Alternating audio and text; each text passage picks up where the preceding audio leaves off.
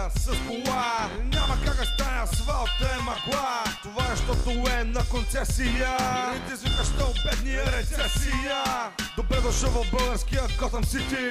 Без Батман само с мафиоти сити. Няма да пея за коли, пари, жени. Няма да разправим и какви сме били. Няма да ти кажа какви са хората. Отдавна се вкъщи, пречупи ги умората. Това е, защото всички башкат за стотики, писвайки се тихо в грозните картинки. На групата река ти управляващи града. Пасми на коя си мисли само за газа. Тука ако решиш сам да правиш нещо, лошите секната, после ще разчекнат. Те, че няма смисъл да се споре, камо ли с тези стъпаци да се говоре. Добре дошли в българския Готъм Сити. Тука няма Батмана, само мафиоти сити. Добре дошли в българския Готъм Сити. Тука няма Батмана, само мафиоти сити. То ти робят гадани за буклук, така си варят препитанието тук. Край тях минават уния с магните коли, тостите портфели, леките жени. За обикновения човек тях пара ги боли. Дай им само да гушат кървави пари, пишат закони, така уреждат своите игри. Но ги приема и колелото се върти. На шепа хора живота им е уреден.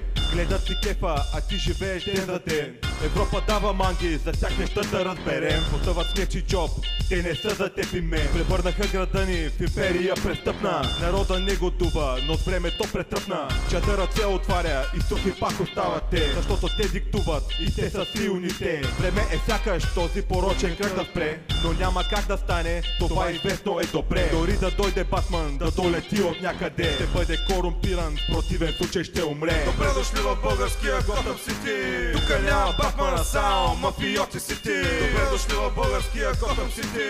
Тука няма Батмана, само мафиоти сити. Огледай се наоколо и виж си живота. Грусени хора хванати в хомота, вървят по улица на мусени лица. От всякъде мизерия и глуха сивота. Това град ли е или държава в града, управлявани от мафия, живейки на ръба? Всичко спряло не беше чак така. От кметове и мутри задъхва се града. Протестите отминаха, на хората им писна и всеки се оттегля във ъгъла притиснат. Но ставайте отново, че иначе не мисля. Как ще се спасите от вихрушката нечиста? Стоите ли си вие с наведена глава?